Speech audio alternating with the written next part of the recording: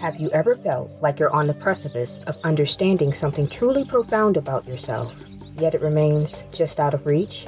That's where Jeffrey Brunk comes in, a shamanic healer, Usui Reiki master, and spiritual counselor who will share his wisdom and understanding of the delicate balance of light and shadow. Explore the unseen realms with Jeffrey as your guide, one who has traversed these paths, facing his own wounds to emerge as an everyday shaman. Jeffrey's journey through shamanic practice, shadow work, and energy healing unveils the intricate ways in which these forces shape our physical, spiritual, and emotional well-being. Whether you're taking the initial steps towards inner betterment or you're further along on your path, there is something within this podcast that will resonate with you. Delve into the essence of what it means to navigate life's challenges with an everyday shaman's insight and discover the joy and purpose that can be found even in chaos. Join the Everyday Shaman in an extraordinary journey in which we will explore topics that could very well change the way you perceive the dance of light and shadow in your life and the world around you. A journey to greater self-awareness and the unseen world around us. Welcome to the Everyday Shaman. Hello again, everyone. Welcome back to the Everyday Shaman. Glad to have you here. I'm Jeffrey Brunk, your host, and I thank you for joining me. This episode, I really want to focus on shadow. It's important to do that because shadow, if you know anything about Carl Jung and shadow work on the psychology end of things and how they connect to the spiritual side of things as he understood them to, you'll understand shadow basically can control our lives. It can cause problems in our lives, physically, emotionally, spiritually, relationship-wise, any number of ways. And there has to be a balance. And as I mentioned in another episode about my sacred space, there is a great imbalance between light and dark within shadow in this world, in this universe, and beyond, within the earth, but mostly within us. We, the people that are causing so many problems, being so divisive, thinking we're all right about everything, thinking that we can choose how people live, how we choose for others. But we also have the ability as individuals to choose not to let those things bother us, and we seem to forget that. So I want to talk about shadow today, and what I want to do is read a journey summary of my own again. This took place not long after the one about the sacred space. And I'm thinking that some things within this, they're going to sound really far-fetched and far out there. And I say far out, groovy man, hippy-dippy, but it's far out stuff. And these journeys, when you get into the unseen realms, the things that you see are fantastical at times. And the things you're told, no matter if it's from a divine essence or it's from an element of darkness or it's from part of the shadow or the shadow of the divine, there is so much more unseen and all around us than there is seen with our eyes wide open in the middle of the daytime.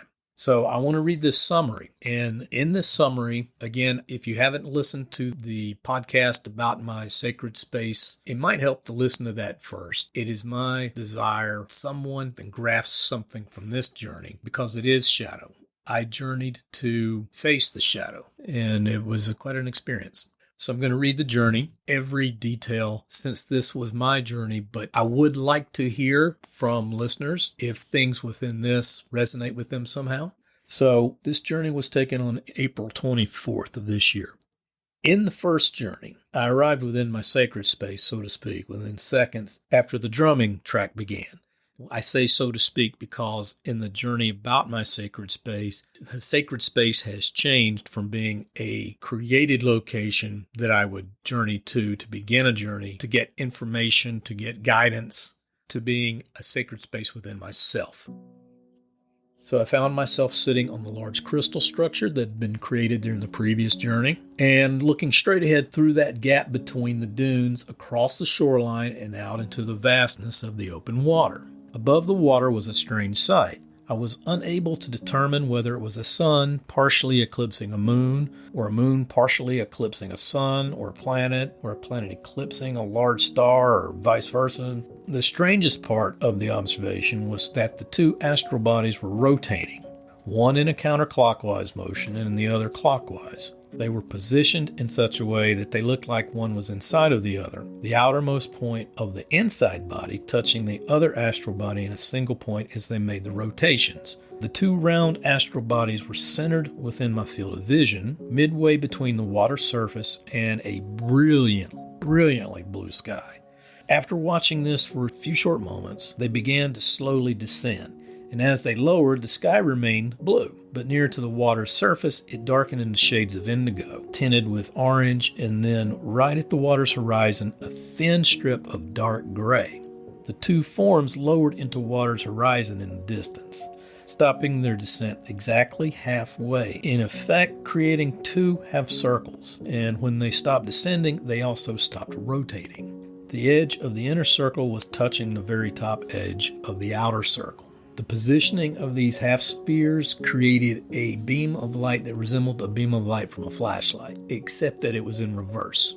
The light coming from the spheres was broader at the horizon and narrowed as it came closer to where I was, eventually coming to a single point that ended at the base of the amethyst-encrusted platform and directly in front of me. So from my position, the perspective of this beam of light was how it should appear as it led back to the spheres. So where I was sitting, if I were holding a flashlight, it would go out in that perspective, but it was opposite. It created a pathway of light that shimmered with a consistent brightness from point to point on the still water. And I was attempting to understand the optics of this when I felt a commanding presence around me. When I feel this presence, I noticed that the beam of light began to burn into the sand and water. Not literally burning, but it creating a real pathway. I can't explain how the light created the pathway that descended into the water, but it's a visual. So there came a voice from the presence that said, follow the path, but do not stray from the light. I had with me furbas. Now, furbas are three-edged blades, typically made of iron, copper, steel, wood, that I use in journeys for protection. So I had one in each hand, and this presence spoke again saying, be wary, but there will be no battle. I knew who this was, and I already kind of knew just by the presence, determined that it was the presence of Michael. Those words were confirmation that he was the presence. He was not in physical form, but surrounding me. He is a protector. So I rose from that crystalline bench, and I stood at the edge of the circular platform.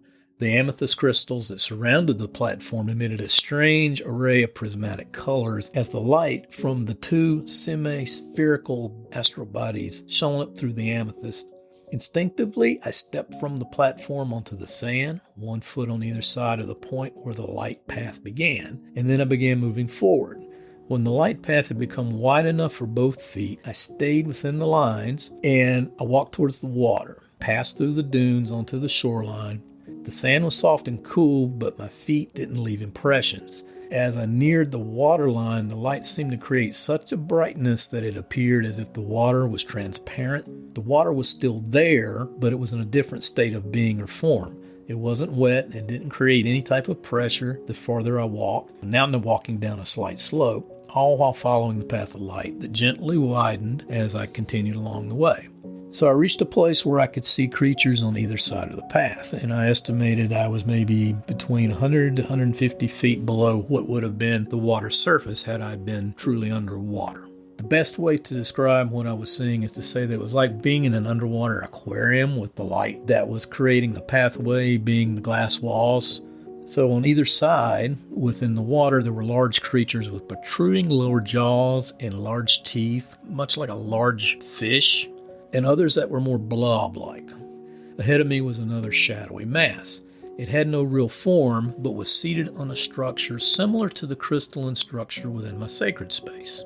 This structure was solid and jet black, resembling onyx or obsidian, and I was able to faintly see the entire bent structure through the shadowy mass that was seated upon it. And as I moved closer to the area, I was reminded not to stray from the path of light. After that reminder, the shadowy mass spoke. Usually a shadow is going to lie or mislead. It said, well, either you are very brave or very stupid, or is it both? They're synonymous for you, are they not? What makes you feel so courageous? Is it that symbolic garment you wear, or those ornate pieces of wood? The being was referring to the furbas and the warrior's mantle. I had stopped moving forward, but still felt Michael's presence, which was reassuring. And I looked to both sides, seeing the shadowy creatures moving from side to side, then straight ahead towards the shadow mass. I then looked up, and what I saw looking up was that although the area when I stood was lit by the light path, the area above was murky. So light above the surface was still visible, but it was muted by a rather unappealing, murky, grainy, greenish tone. And that green murkiness was met in a place just above where the shadowy figure in front of me was sitting by flowing thick entwinement of weeds, seaweed, and vines. This conglomeration of vegetation wasn't solid. There were gaps between the varying types of vines and weeds that allowed light from above the surface to filter through, further darkening the place where the shadowy form was sitting. Enough light was filtered through to allow me to see that the shadowy form was also in a constant flowing motion. It wasn't solid and it wasn't transparent. Basically, it was a shadow. When I realized that the form was basically hiding beneath the entangled vegetation, I heard a single word, and the word was Absalom. It was Michael that put the name into my head, shadow element that I'd encountered once before, also known as the shadow of the divine. At this point, there began a back and forth exchange between Absalom and myself, although I never referred to it by name. "You are nothing, no one of any consequence," it said. "Perhaps you need something that I can provide to you." And I replied, "Release the ones who are meant to provide betterment and help that are struggling with emergence. They are being oppressed. Release the ones who are meant to restore and maintain the balance." Absalom made a sound, a rumbling that reverberated throughout the area, a rumbling that reverberated through the areas outside of the beam of light, creating vibrations that were low to the seafloor. I believe that this was a laugh based upon its response. I sort of understood this. Everyone can create their own shadows. They are the only ones who can release those shadows. It then asked me, "Tell me, what would you give to me in exchange for allowing those to be released?" And I knew that it was taunting me, testing me, and trying to find my weaknesses, which the shadow does. It finds vulnerabilities and exploits them. With this realization, words began flowing through me from another source, and I believe it was Jibril, though there wasn't anything other than the intensity and surety of the words that were given to me that caused me to suspect it was Jibril. I responded to the shadow, "You're oblivious, aren't you? You are being lied to by the aspect of yourself that is attempting to feed lies to me." It scoffed at my words, but it didn't respond right away. So I continued. "There's a great imbalance of light and darkness. There is no winner. One can't exist without the other. Consider this. You are the element of darkness that will cease to exist, along with the void of darkness itself, should the balance of light and darkness collapse. Without light, there is nothing. Tell me, without light, what would darkness consume for sustaining itself? Darkness would implode, become nothing, and shadow would be the first to be consumed. So you are expendable. Nothing. Means to an end that is an ultimate ending. That makes you nothing." So I was getting a little wordy with him right there. I probably shouldn't have. He was getting to me, which is what shadow does. So he rose from the jet black structure he was sitting on, like it was going to approach me, and I could feel the rage emanating from its presence. And it's not often feel rage or feel an intensity from a shadow, but I felt that. And so when I saw this, I lifted the furbas, raised them above my head towards the entwined vines and the seaweed conglomerate above. So Michael had told me that there'd be no battle, so I wasn't intending to try and transmute. My first thought when raising the furbas was to use them to slice the entangled vines, allowing more light from above the surface that protected Absalom's shadowy form. Shadow of the divine immediately backed away without even having moved forward towards me. And when I saw this, I said, "Fear is quite a powerful shadow element, isn't it?" I probably shouldn't have said anything to taunt it, but it just came from me effortlessly. The light within your darkness causes you to experience the very thing that you claim to create. Ironic. I don't normally do this in journeys, so the shadow is actually in a journey in another realm, affecting me in my ethereal form. Its anger combined with fear was pulsing through the expanse above and on either side of me, and he responded to my words, or it responded to my words, basically screaming, "You lie. Do you see the hailstones that sank to the floor? They litter this place, and the creatures within the shadows nip at and devour them without consequence. If what you say is true, this would not be possible.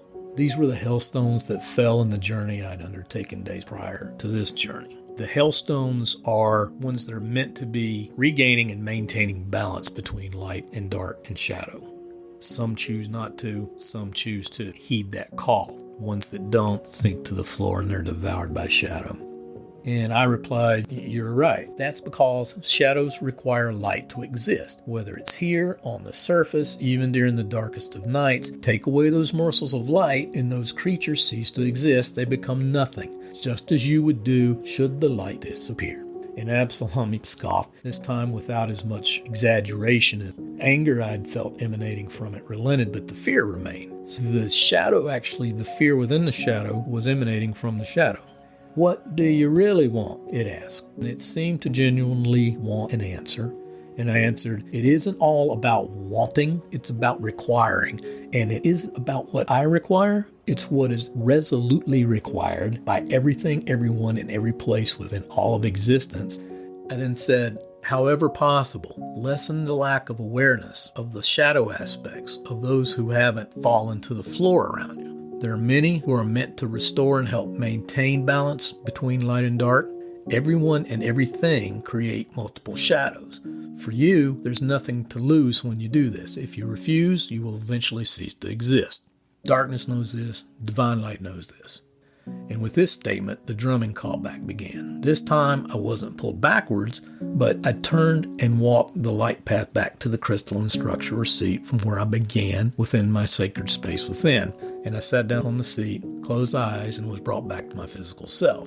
However, just before I returned to my physical self, I heard the words, "You do know that you need to go back, don't you?" And when I heard this, there was an urgency in the words. I immediately let my wife know that I was going to do another journey right then. I didn't get up from the table or come out of my healing space. I set the timer on the drumming track for a second hour and immediately began another journey. What I was to experience during that leg was absolutely nothing like the journey that I just now summarized. It was related and extremely more intense. There is a lot to unpack there. I've unpacked it to a certain degree. There's always something that takes a while to get, things within the journey that it sometimes takes days or weeks even, because time is not linear, time is fluid. There are no watches in the other realms.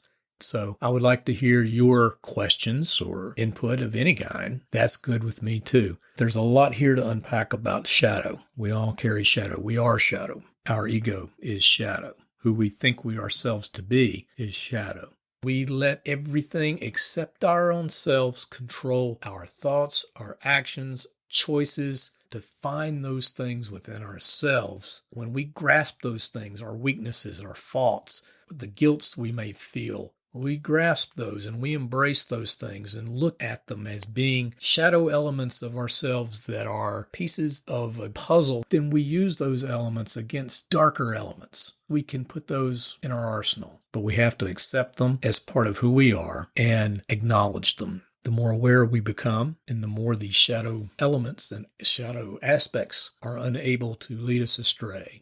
So there's a lot to process there. I also look forward to the third part of this. I do go into the darkness. The first one I did because I really had the intention of, all right, what now with the sacred space? These others I was led to do. I have learned to listen to that whisper. Listen to the voices. Don't get the boot. Listen to the whispers. Listen with your ears and eyes closed. Until next time, thank you for joining me, and we'll see you again soon. Peace. Thank you for listening to this episode of the Everyday Shaman. Please join me each week as we will explore new topics that I hope will inspire, educate, astound, and possibly confound listeners. If you have topic suggestions, if anything in this episode resonated with you, or you care to be a guest, I'd love to hear from you. You can contact me through my website, www.everydayshaman.net, or email me at jeffreybrunk@everydayshaman.net. You can also find my personal memoir, The Everyday Shaman, One Man's Journey into the Miraculous, on my website and on Amazon.com.